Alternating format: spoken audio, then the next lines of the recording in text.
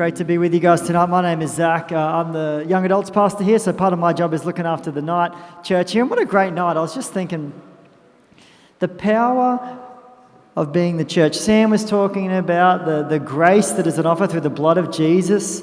All right, Sia got up here and talked about how we're weak people here. I don't mean to offend you straight off the bat, all right, but we're weak people here. We're just a random kind of mixture of people here in Rothwell and the kind of surrounding Moreton Bay region. And here we are kind of through the power of God, sponsoring and making an impact all the way over in the Philippines.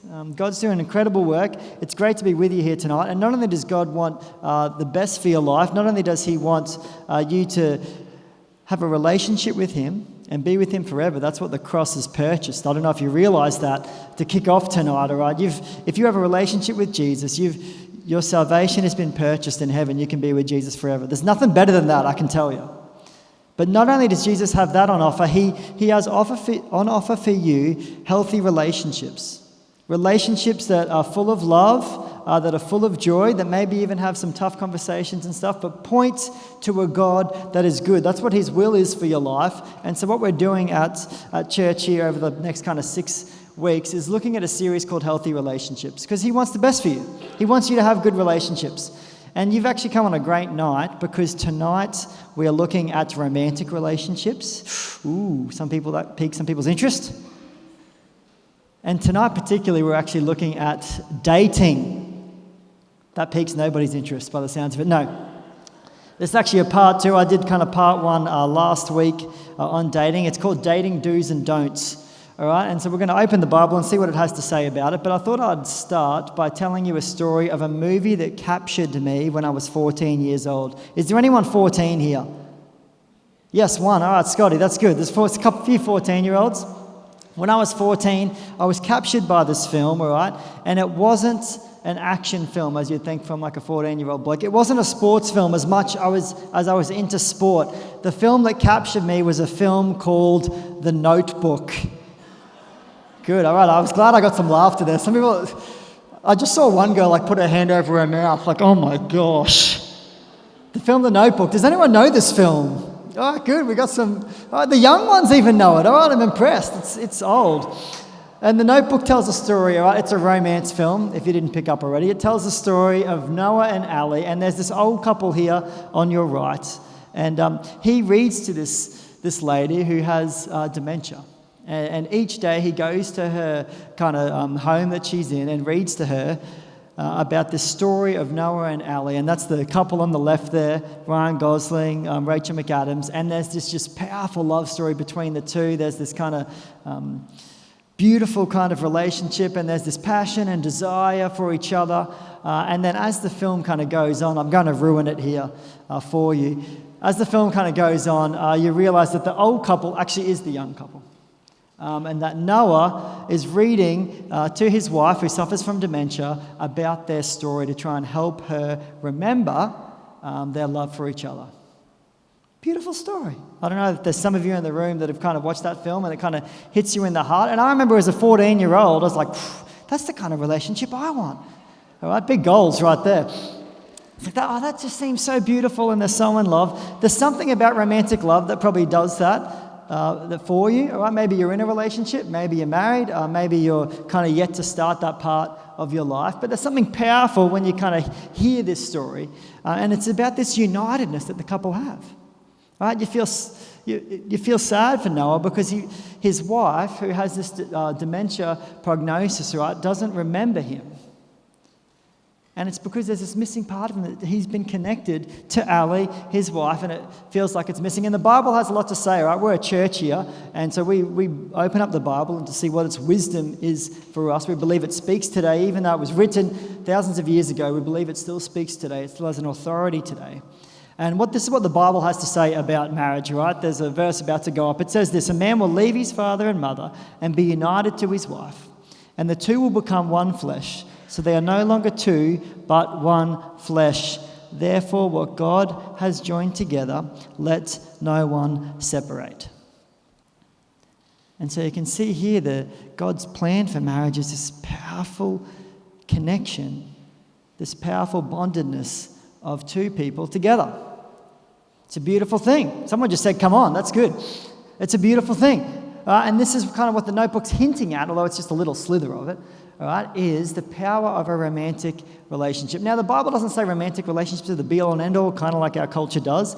In fact, it says they're just kind of small fry in the big scheme of things, but I know for many of us, it probably occupies a big part of our brain. So, what I wanted to do tonight is to talk a bit about dating, because the path to this kind of marriage, this path to this spiritual oneness, and this is kind of what a wedding is. It's a beginning of a moment of spiritual oneness that continues for the rest of your life. I know a lot of us are that's the path that we want to go. But to get there, in our culture, you've got to go through dating. All right, the path to marriage leads through dating. And so what I wanted to do tonight is to just give you some tips and kind of some guidelines biblically around what dating should be. Now, if you're in a relationship, not in a relationship, married for donkey's years, 14, not even thinking about it, wherever you are, this is just good advice for you to kind of know, and you can pass on to other people as well. So there's something in it for everybody, I can tell you that. Are we keen to hear about dating? Thank you, that's my wife that said yes. I've got a supportive wife. Thank you so much, babe, I love that.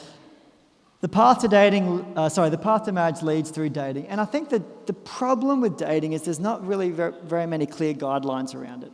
I remember when I had my first fight with Mariah. Ooh, what? All right, we were dating maybe 2 months. She's looking surprised like we never had this fight.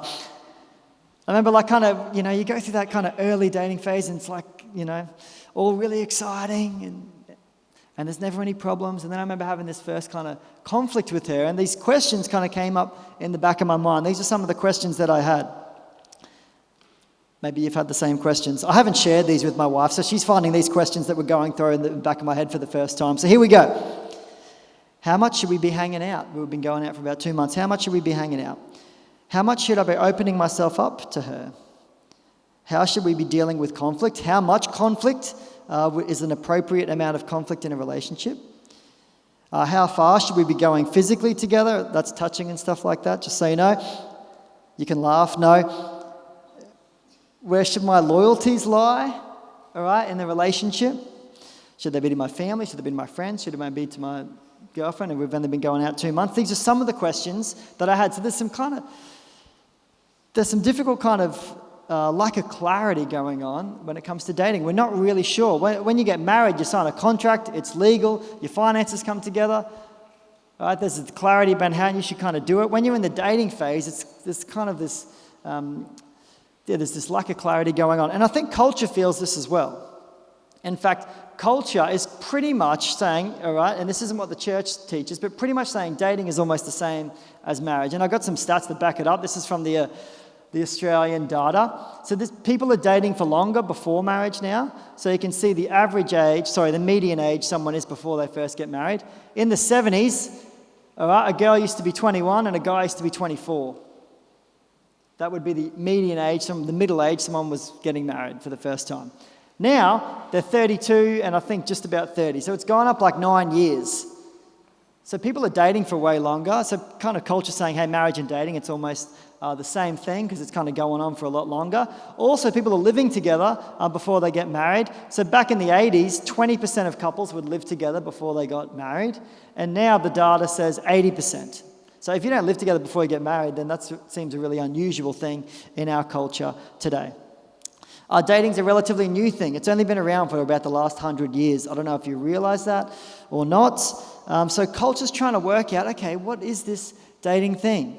Some of culture's kind of saying it's just like marriage, all right? There's nothing different.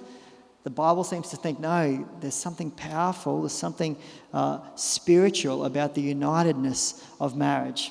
And so what I want to do tonight is give you some clarity around what dating is and give you some do's and don'ts. So here we go. Without clarity, we get chaos. And so this is kind of part of the reason to kind of give you some sort of clear insight into what should be happening so it doesn't just turn into chaos. Maybe your dating life feels like chaos.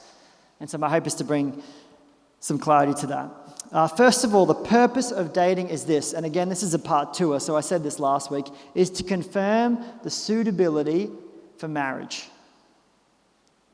To confirm suitability for marriage. So when you ask someone out, All right, when you start this kind of dating journey, you're thinking, okay, would this person be suitable to be the mother or the father of potential future children?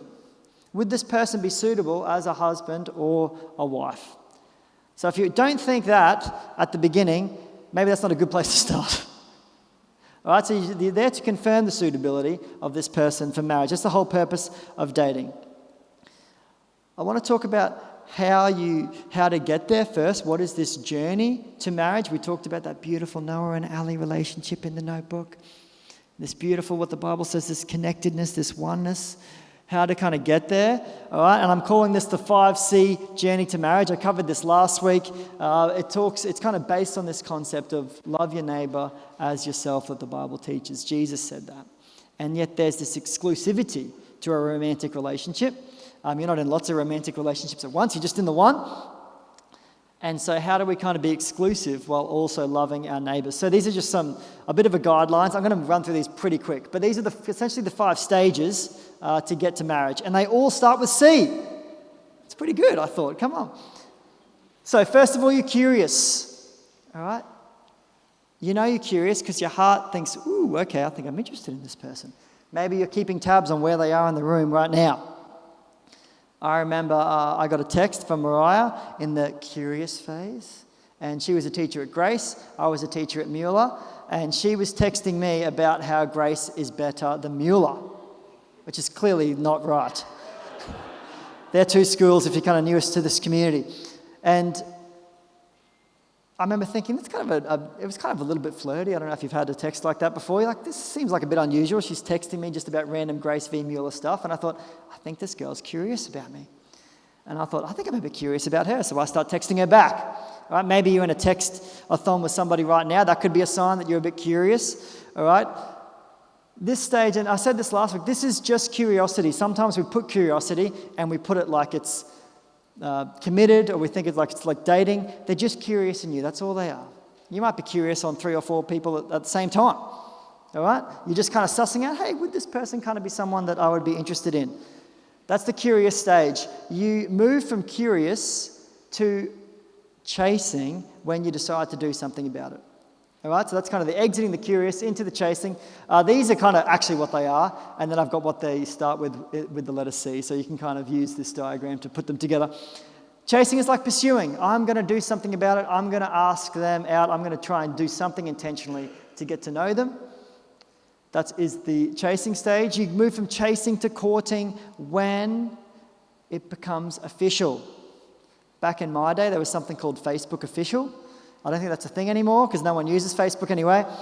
But there used to be Facebook Official. Once you start calling each other boyfriend, girlfriend, once you've had that define the relationship chats, you're now in the courting phase, which is essentially the dating phase. You move from that when you put a ring on it, all right? When you propose and they say yes, you move to committed, and then you stand before your friends and family and before God, and you essentially start a covenant, start a contract, which is a marriage.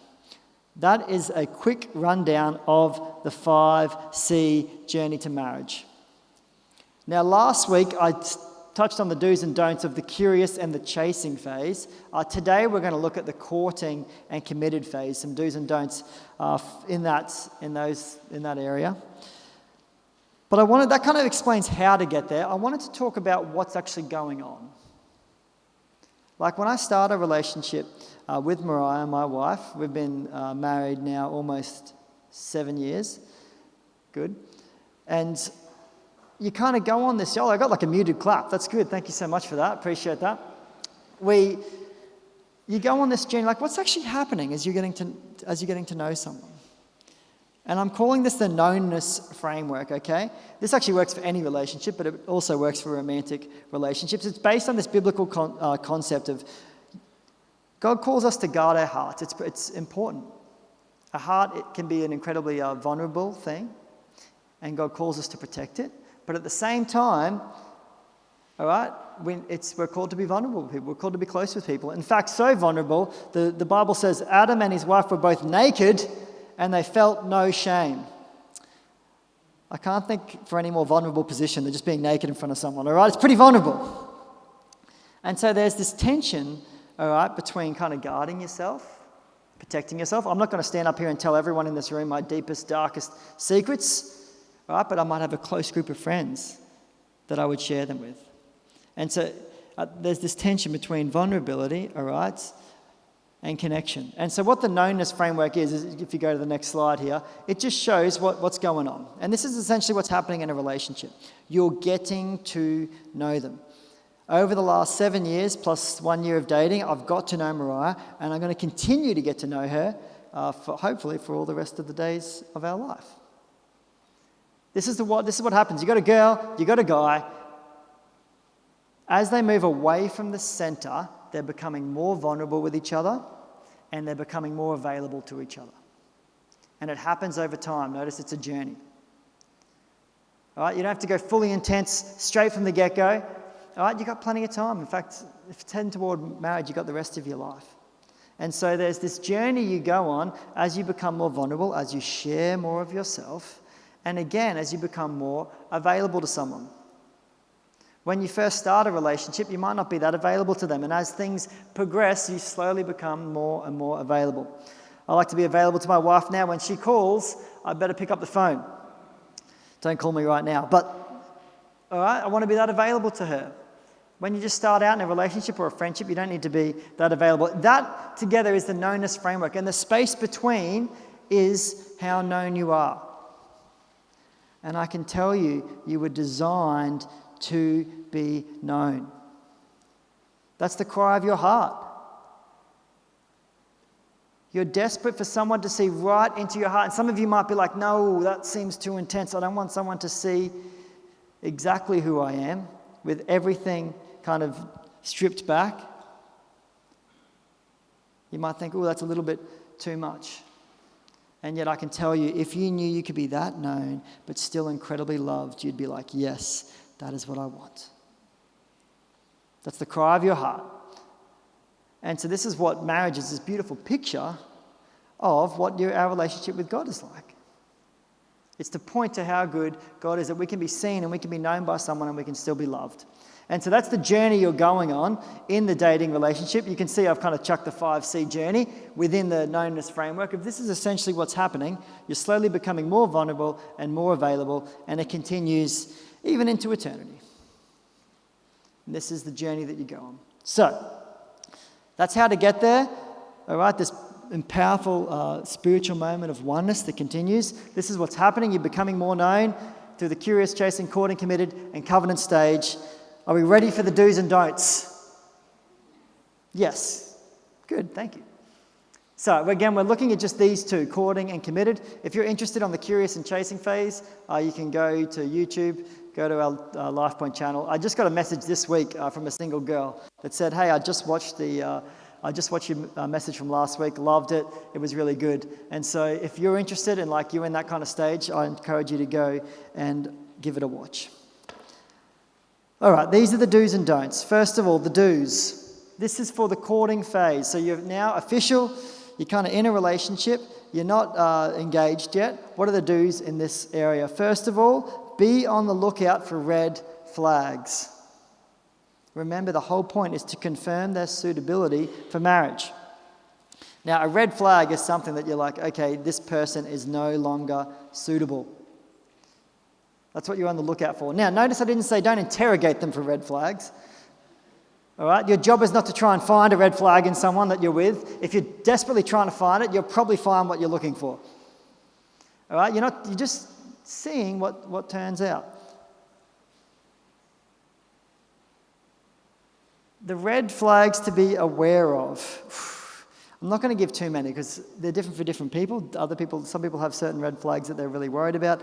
Others, it's not that they kind of think, oh no, that's what is a big deal to someone might not be a big deal to someone else. This is the one key one that I would look for in a partner. It's the same red flag that God looks for in us. What's the one kind of person that God can't do anything with? It's a person that says, I don't have anything wrong with me. That's who God can't work in. God can't do a work in the heart of someone that says, hey, God, I don't need you. I'm all good. I don't have any problems.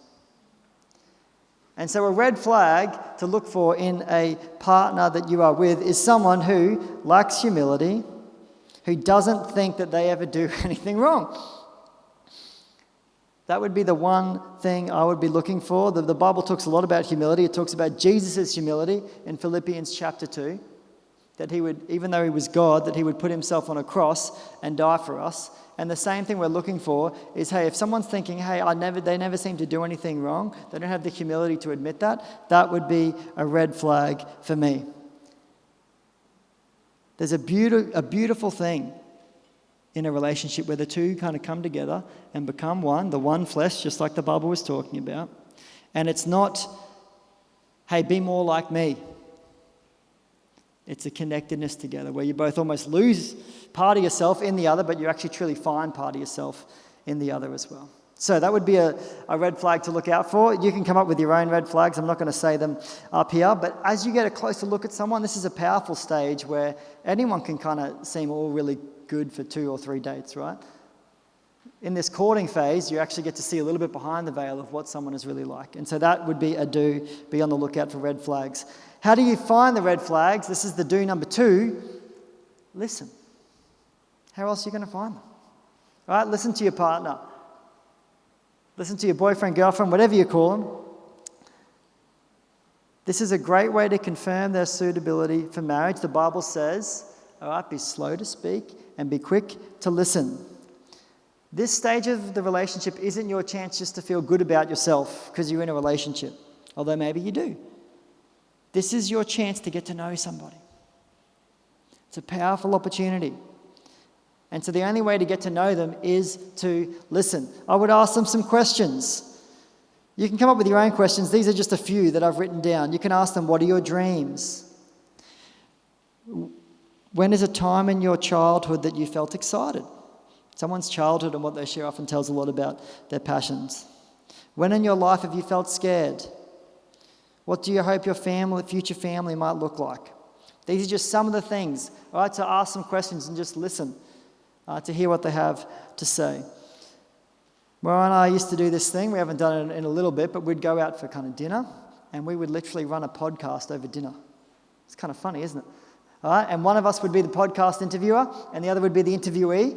All right, and it was one person. If you're the podcast interviewer, it wasn't a real podcast, by the way. It's just a made-up one. And I would ask her questions, or she would ask me questions about my life. And it was only one person was allowed to be the interviewer and one person was allowed to be the sharer. And it was this beautiful way to just get to know deeply what your partner thinks and what's going on in their heart. And so there's a little bit of an encouragement. Do listen. There's a couple of do's. Here's a couple of don'ts in this dating time of the relationship. Don't hide conflict. All right, there's a temptation, all right, in the dating phase to not kind of let conflict bubble out or not let anyone else know about the conflict you're having in your dating relationship because you feel like, oh, if people think we have conflict, they'll think maybe we shouldn't be together or something like that. All right, all relationships have conflict. That's a normal part of a relationship. Friendships have conflict. Family relationships have conflict. It's no surprise that romantic relationships also are going to have conflict. The Bible actually says everything that is done in the darkness will be brought out into the light. So your conflict's going to get exposed anyway. All right, you may as well bring it up now.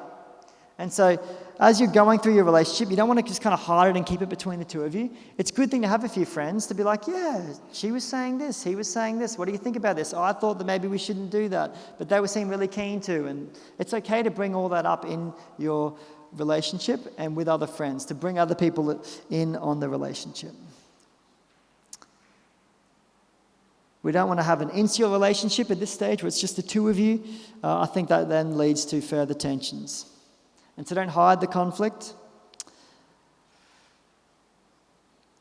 I think it can be a tension point because when you start a relationship, your loyalties kind of change. And it doesn't happen straight away. But let's say you start with a boyfriend, girlfriend, all right? You're probably more loyal to your family and friends at the start of the relationship. But as time moves on, as the knownness framework, as you become more known by them, your loyalties start to change to them. And I can't tell you at what point you got to align your loyalties to your boyfriend, girlfriend, to your potentially your fiance and things like that. But it's normal for your loyalties to change over time. And also, I'll just say on this one too, about online dating. Online dating is becoming a more and more common thing. There's nothing overtly wrong with online dating or anything like that. But I would just say, as you start the relationship, you don't want it to be an insular, hidden thing. You want to bring the relationship into community as you go about that. So, don't hide conflict, all right? It's going to come out into the light anyway. It's great to actually be able to share conflict with people and say, hey, this is what's going on. Bring community into it. Number 2, don't act like a married couple. You're not married. All right, so you don't have to act like a married couple. I'll be quick on this one. All right, you have to be with each other all the time. It's okay to be with each other lots, but not all the time. It's a season of dating. All right, it's not the time. God makes it very clear that this is just like marriage is the moment of oneness. And so don't kind of jump the gun and make it like, oh, we're all one and together as one thing before that. You don't have to act like a married couple. It's not time to live together. You're actually robbing the power of the spiritual moment of marriage. And this isn't a judgment, by the way. This is just a path to living and a path to hope. We're not judging anyone's experience and what they're going through, but we're just trying to give some godly guidelines as to how to live this out. All right, number 3, and I'm expecting to get a laugh on this one. Don't date multiple people at once. You think it would kind of be a given? Someone's knocking someone next to them. No. Sounds simple, all right? And I think we kind of all get this one. Our culture mostly understands, I say mostly, but mostly understands this. I thought I would just touch on the emotional entanglement you might have with opposite gender friends and kind of flirting and stuff like that. All right? And it kind of comes back to the loyalties, all right? You kind of start this relationship with a guy or a girl, and you might have friends of the opposite gender, and maybe you're quite close with these friends of the opposite gender. Maybe you're kind of more connected to these friends of the opposite gender than you are your now boyfriend, girlfriend, that kind of thing. All right, that's normal. I'm not saying when you get in a relationship, you've got to ditch your friends of the opposite gender or anything like that. All I would say to this is it's expected as the relationship becomes more intense, all right, as the knownness framework has become closer with this person, it's normal for your opposite gender friends to just fade a little bit more to the background. That's just a normal progression. As you become more attached to this new boyfriend or girlfriend, it's normal for your opposite gender friends to fade away. Now, it's not like a quick cutoff or anything like that. That's just a normal progression in the dating friendship. All right, those are the dating do's and don'ts of the courting stage. Are you still with me? Good. All right, we're going to move to the committed stage. This is when you are engaged to someone. These are the do's and the don'ts. First of all, pre-marriage counselling, just a big do, all right? If you get married here at this church, we'll actually take you through a course to just go through some of the problems and the tensions you'll find in your future marriage. So important because it's so special and so powerful marriage to just give it the time and space that it needs. I'll move through these ones a bit faster. Secondly, enjoy it. I talk to lots of couples that are kind of in this stage that are like just really stressed about their wedding and really stressed about all the stuff they're trying to get done. I get it. It is stressful. There's a lot to think about. There's a lot to do. But you're young and you're in love. Enjoy it. All right? Just enjoy this time of being engaged to each other. That would be my advice to you. Jesus celebrated time and time again. Weddings actually in Jewish culture were like days and days long. And so it's a time to just enjoy being young and being engaged to each other. That would be my encouragement. And my last one here on the committed stage do's is to set up some Jesus rhythms in your life. All right, the culture that you set when you are engaged will often be the culture that continues on into marriage. It's really powerful. And so if you're a Christian, all right, my encouragement would be to set up some rhythms in your life that focus on Jesus within your relationship. When Mariah and I were in the dating phase, she lived in Rockhampton, and I would drive up many weekends. But the times that we weren't together, we would call often at night, and we would just finish the night after we'd kind of chat about our day, just praying together. It's a beautiful Jesus rhythm. And so I just encourage you, don't wait till you are married to kind of get these rhythms into the relationship. I think in that committed phase, in that engaged phase, this is a great time to set up the Jesus rhythm. All right. These are the two don'ts of this stage as we're rounding out. Don't hide stuff when you get to this stage. This is the time to get all of your chips, all your stuff out on the table and say, hey, this is who I am. Do you still want to be married? Do you still want to get married to me? All right, this is the time to get it all out on the table. Don't be hiding stuff in the background. Sometimes we think, hey, if I let them truly know who I am, I'll scare them off. If they don't want the full view, they don't actually want you. What's much more powerful is them seeing the full, honest you and still choosing you. That's what marriage is. That's the beauty of it. And so get everything out on the table. I remember talking to Mariah, and this is pretty serious stuff. I remember just as we were going into this engaged phase, we had a really honest chat about the future of our relationship. And it honestly, part of the conversation, right, this is how honest you need to be and how much you need to get everything out on the table was, hey, are you sure you really want to do this? And one of us said, hey, I'm not even really that sure. Still married. It's okay. That's all part of the conversation. To get it all out on the table. Talk about your future together. Don't hide stuff. It's a big don't. And lastly, and the Bible's very clear on this one, and maybe this is the most controversial one in our culture today, is around sex. I just said it, so you can giggle if you want, for those that want to. The Bible makes it very clear that sex is between a man and a woman in the context of marriage. 1 Corinthians 7 verse 2. But sexual immorality is occurring, so each man should have sexual relations with his own wife and each woman with her own husband. Sex is a beautiful thing. It's a powerful thing. God invented it, by the way. All right? And it's an incredible thing, and it's just made to be enjoyed through the confines and the boundaries of marriage. And some people think, hey, we're engaged, so we're pretty much there. Why don't we just do it anyway? And the Bible's very clear, hey, this isn't God's plan for what engagement is. There's something spiritual and powerful that happens in a wedding as part of marriage that spiritually unites them together. And because of this powerful spiritual unification, there's also physical unification. And so my encouragement would be, hey, sex is made for marriage. What does that mean? How far is too far? I'm not going to say it on the mic here tonight. I'm not going to go through the details of anything like that. I would say this, as you get closer together emotionally, all right, if we thought of that kind of funnel diagram, the knownness framework I put up before, as you get closer emotionally together, you would probably expect physically that you might get closer as well.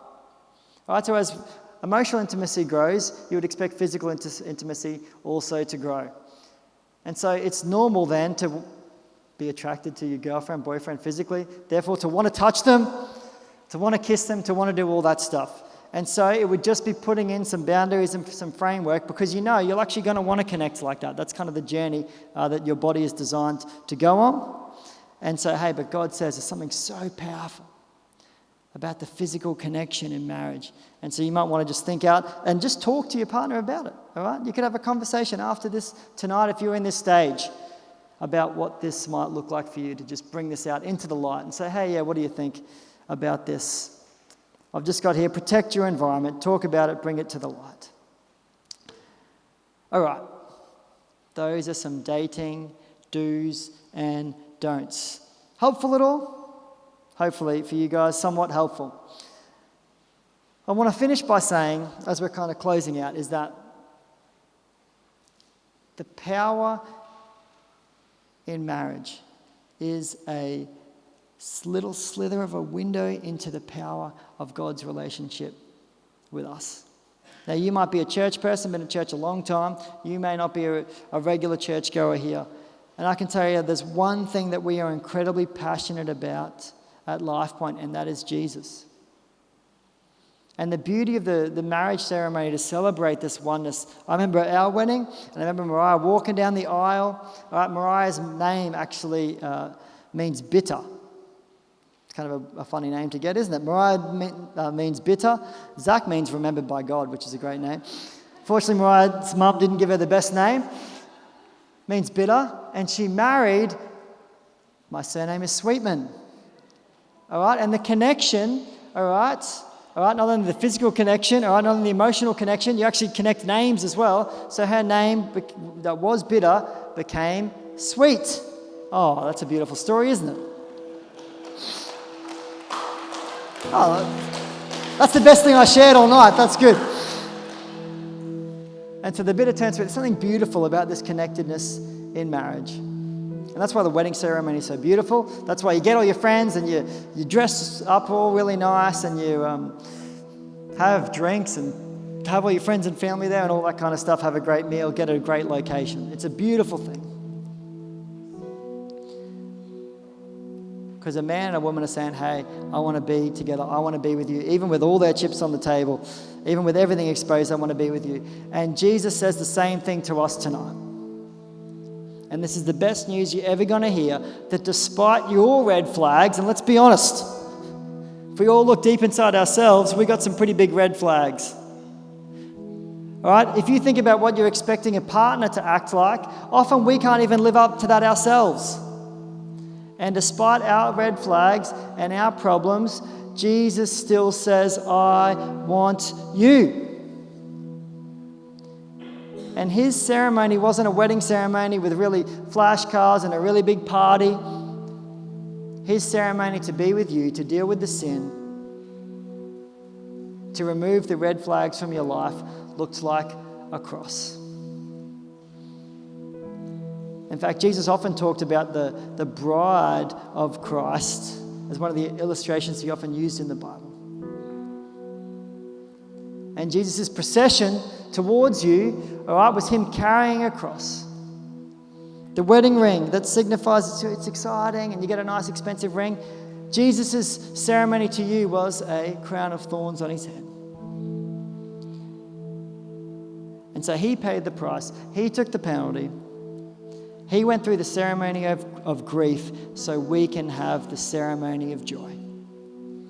And that's how I want to finish tonight. We've got a great practical advice, and marriage is this beautiful thing that speaks about what it looks like to be in a relationship, that gives us an insight into who Jesus is. But the most powerful thing to take away tonight is that you are chosen by Jesus, that he went to the cross despite your red flags. And maybe even he's chasing you down tonight. And he's reminding you tonight, hey, he calls you by name. I'm here and I want a relationship with you. So we're going to close. I'm just going to pray. Why don't we stand to our feet as the band comes on up? This kind of news is what we call the gospel. And I tell you, it's transformed our lives. This is what Lifepoint is about. And we're going to sing a song. It's called Been So Good to Me. And my prayer in this song is it would just be a response to what God has done for us.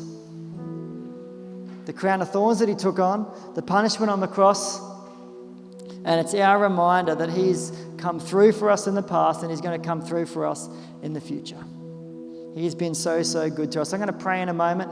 After I finish praying, we're going to move into a time of singing this song. If there's something tonight, maybe you're on a journey with Jesus and you're like, I want to know more. Maybe you're going through some difficult stuff and you just want some prayer. We believe in the power of prayer. We believe it actually changes things. And there's going to be a prayer team just over to my right, your left, down in the front here. You can just come and stand here or sit on these front seats and someone will just pray with you. Just before I got up tonight, I just got the word that I wanted to share, which is Jesus is so much better than you think. He's so much better than you think. And that's been the journey of my life, is finding out he's so much better. And sometimes we diminish our picture and view of God. And he wants to remind you tonight, he's so much better than you think. Why don't you pray with me? So Heavenly Father, some of us are dissatisfied with our dating life. Some of us are dissatisfied in a relationship we're in. Some of us have been through relationship breakdown. Some of us have never even been in a relationship. Some of us struggle to give our spouse or our partner what they really need. And so tonight we just say, thank you, Jesus, that you have paid the price. Thank you, Jesus, that we can be set free. And whatever part of that journey that I mentioned, whatever that trial is that we're facing, that you are here tonight and that you are with us. And so I just give a moment now for anyone who needs you, Jesus, just to open their heart and say, yes, Jesus, you are the one that I've been seeking. You are the one that I need help from. You are the one that I've been hungry for. And as we just close with a few songs tonight, Lord, may your Holy Spirit just continue to descend into this place and do a work in hearts. Thank you that despite our red flags, you choose to be with us. You choose to do a work in us. Hey guys, thanks for watching. We really hope you enjoyed that. Two quick things before we go, okay? One, we'd love to connect with you. Go to our website, lifepoint.org.au, hit connect and just give us your details. Someone from our church will be in contact with you. And the second thing is, if you live in the area, around the kind of Moreton Bay or North Brisbane, come along to a service, 8:30, 10 o'clock and 5 p.m. We'd absolutely love to see you here on a Sunday.